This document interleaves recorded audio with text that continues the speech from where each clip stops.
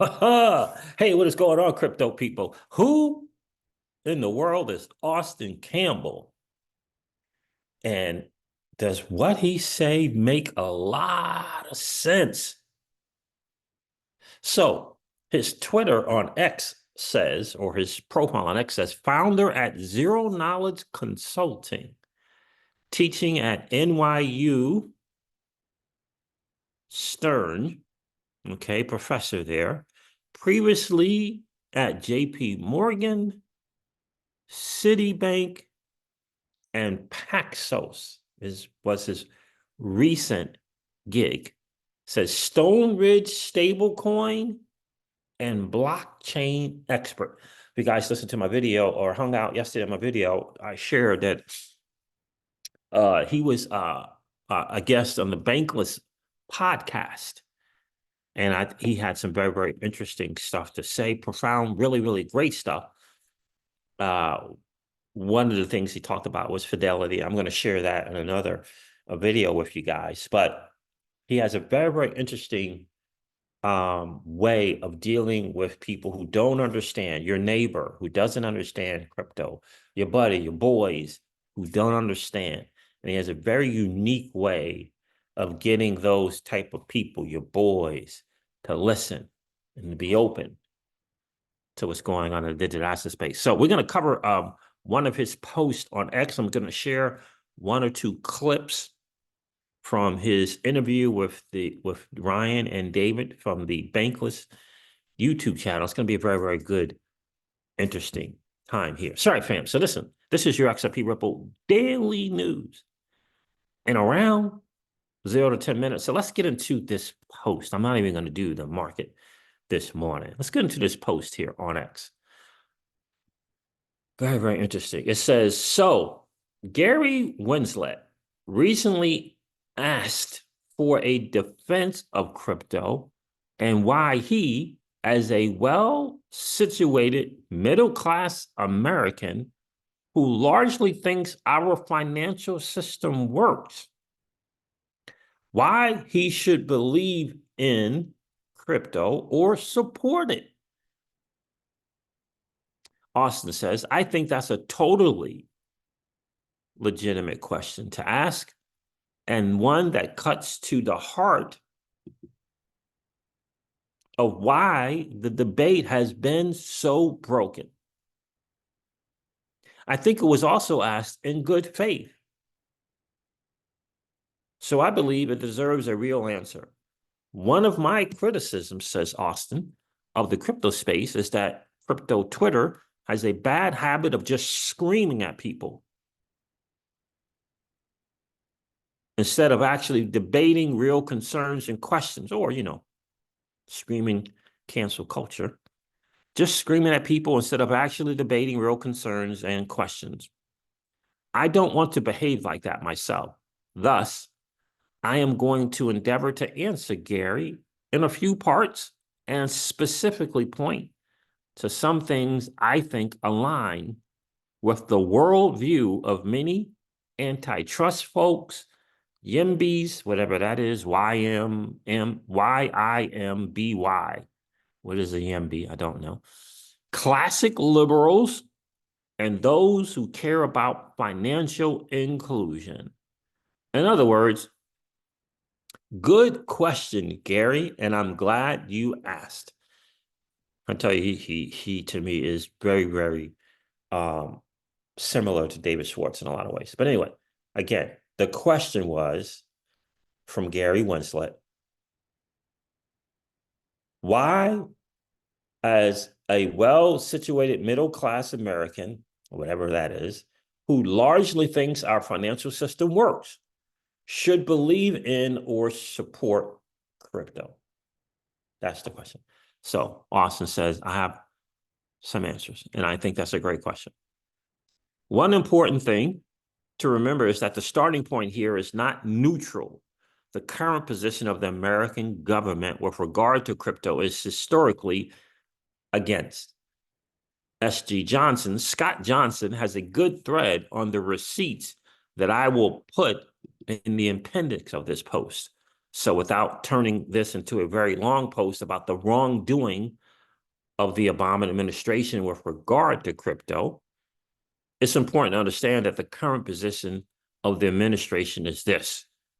If you have a token, you are a security, and there is no functional way to register or trade tokens as security. So your only recourse is to shut down.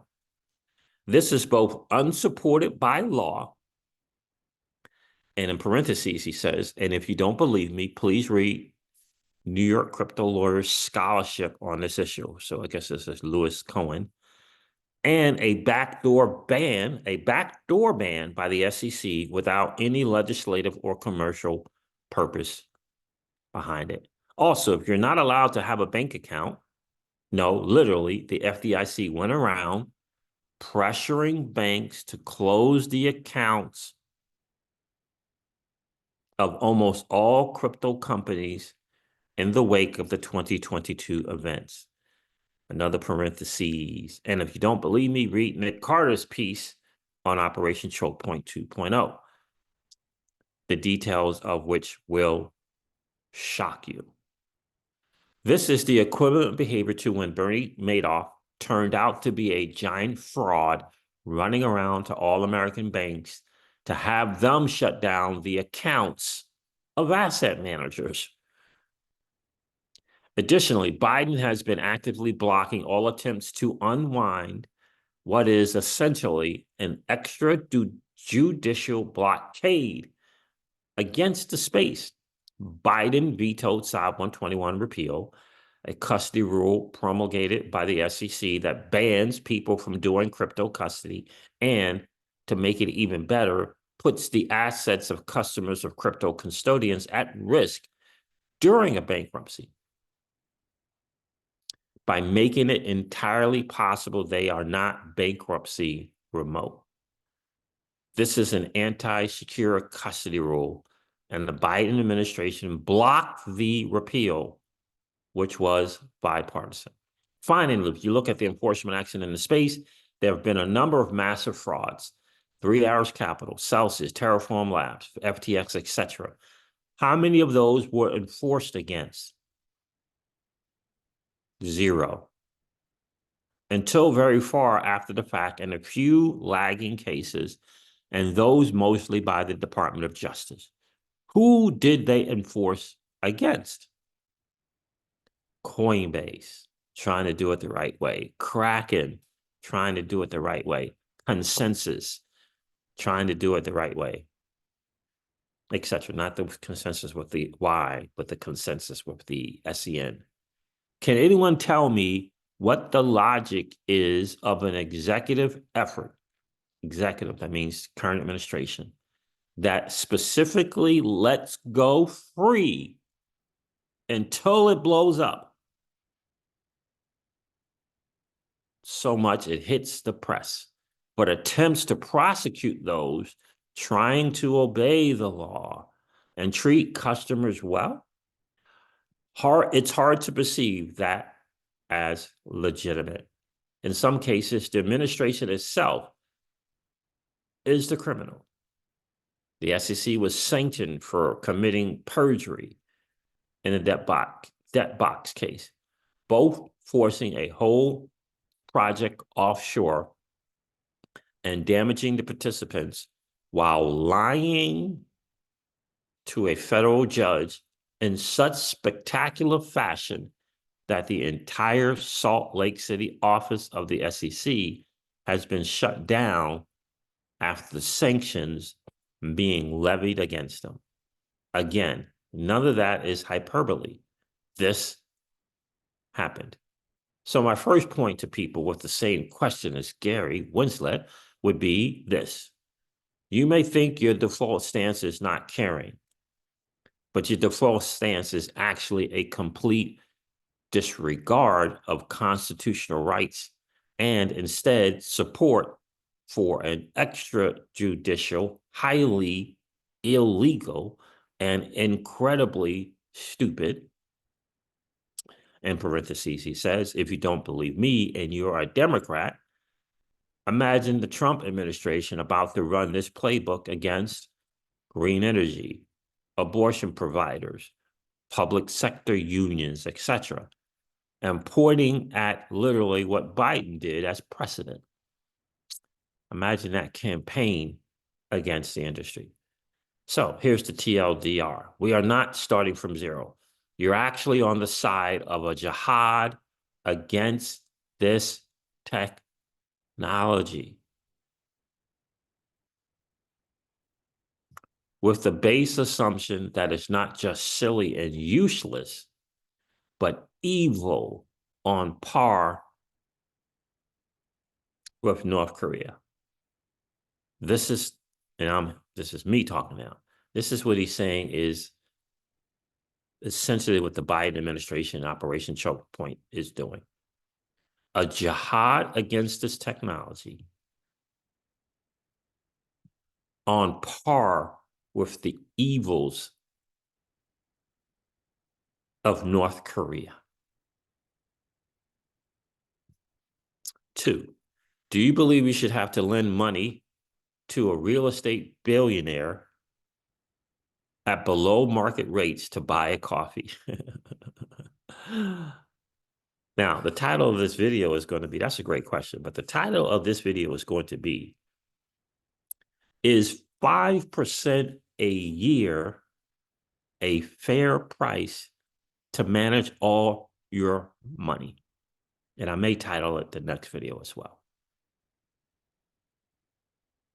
That's what's going on if you are participating in the traditional financial system with your paychecks, with your side hustle money, all of that. Is 5% a year a fair price to charge you to manage all your money? And by manage, it means you open up your app and you see digits in the account. You have a debit card and you're able to write checks. That's what I mean by managing your money. So, do you believe you should have to lend money to a real estate billionaire at below market rates just in order to buy a coffee? Do you believe you should have to lend money to a real estate billionaire at below market rates to buy a coffee? Again, this is what you're doing in participating in a traditional financial banking system. If you didn't answer yes to that, you are actually opposed to the current structure of the financial system. When I say that kind of thing, most people look at me,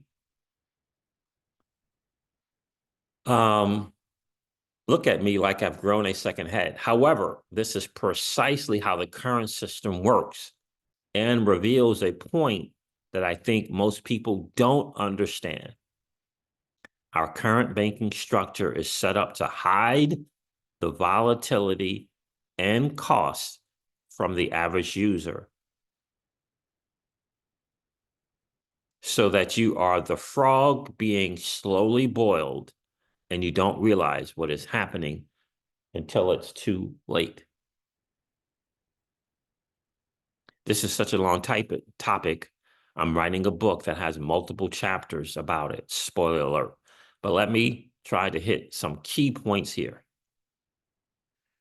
The first is that money in the bank is not safe. Let me say that again. The first is that money in a bank is not safe. I'm going to go to another thing here. I'm going to cover all the other things he says in the next video, but change will have to come from the outside. Asking the banking cartel who have created this setup where they get to sweep up deposits, not pay people for taking risk with their money, and lend cheaply to billionaires to politely stop is not going to work. Let me say that again. Asking the banking cartel who have created this setup where they get to sweep up deposits, not pay people for taking risks with their own money, and lend without permission. Well, technically, you do give permission because when you create an account, you sign these disclosure statements, you sign these agreements that say this money is no longer yours when you deposit it, and they can do whatever they want with your money. That's what that stack of paper that you get when you open an account, that's what that's all about, that no one bothers to read. You just want to sign it and deposit your money to open the account. That's what those paperwork is about. So instead, it's going to take people creating competitive products that can break down what is essentially the extreme anti-competitive framework that exists around the current financial system to undo it. Again, change will come from the outside. Asking the banking cartel who have created this setup where they get to sweep up deposits, not pay people for taking risk, and lend cheaply to billionaires to politely stop is not going to work. Let me go to a couple of clips of this bank list. Again, I'm going to do a follow-up video, but it's going to be a longer video than this one. But I'm going to do a follow-up video and share some of the ideas that I've discovered that we use to opt out of the traditional financial system. But here's this guy here. Here's Austin Campbell. Let me share a couple of clips here. They chaptered it out. It says, who manages bank risk, or how the banking system works. Take a listen here real quick to Austin.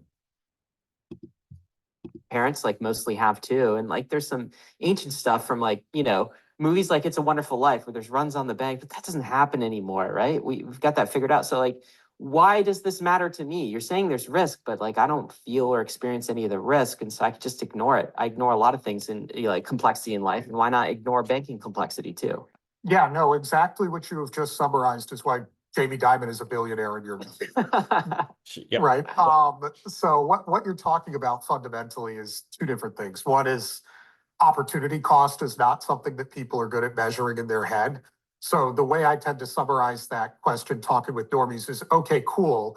So why do you think it's okay for a bank to pay you zero and then just go hand the money to the Federal Reserve and get paid 5% with no risk?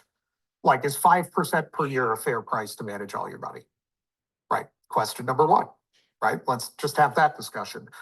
Question number two that I ask people is, so have you seen the movie Office Space? Mhm. Right? To which most people thankfully have seen that movie. The trick of the banking system is essentially what the guys at Office Space were doing, which is they're shaving pennies off of every transaction that you're doing, and it feels small, but adds up to a giant number over time. So what you've got to understand is the system is going to charge you over a 10-year period like $100,000 to use it, but they're never just going to charge you $100,000 because you lose your mind. They're going to charge you $1 100,000 times. You know, we say on the channel on our live stream all the time, my disdain and disgust in 2015, right? Disdain and disgust. Business was booming, absolutely booming. Got money, you know, business was booming. Got money, put it in the an account, you know, just to kind of keep it tucked away, you know, whatever. Just want to keep it there. Don't want to have it on a pillow. And about 35, 40 days, get a statement, and it was a charge for $2.99, $2.99, something like that. Maybe it was $1.99. I can't remember. But in any case, I call and find, what is this about? And it was a no activity fee. A no activity fee. Not an insufficient, you know, insufficient funds charge. It was a no activity fee. Yeah. That led me down led me down a financial, whole rabbit hole of, yeah, how do we opt out of this thing? And then sure enough, just months later, here comes the digital asset space. All right, fam. So look, I just wanted to give you one or two tidbits from this guy here. Again, I'm going to do a second video. I'll do some more tidbits from this video and some other thoughts for you. But again, I ask you, is 5% a year a fair price to manage all your money in the traditional financial banking system? Do you feel like you're getting shafted at, getting 0.01 or 0.02% on your money while they get your money, give it off to the Federal Reserve, and the Federal Reserve gets 5% on that money? All right, fam. Listen, this wraps up your XRP Ripple daily news in around 0 to 10 minutes. I hope that it has been of value to you. If it has, do me a favor and hit that like button. It's one of the greatest ways to support the channel. And if you happen to be in that 45 to 50% of people that are hanging out, listening to and watching the Crypto Siege, and if you have been enjoying those hangouts, we're trying to get the number from 50% down to about 25%. And you could do your part right now by just hitting that subscribe button. And don't forget to ring that notification bell so you know whenever we go live or whenever we upload a video. I'm going to end this one like I do all my videos and remind you guys of this. Old money doesn't want you to win. But that's okay, though, because you and I, we're already winning. And I would ask you to consider this, or perhaps ponder the idea or notion of living your life permissionless. I'll talk to you guys soon. See ya. Bye.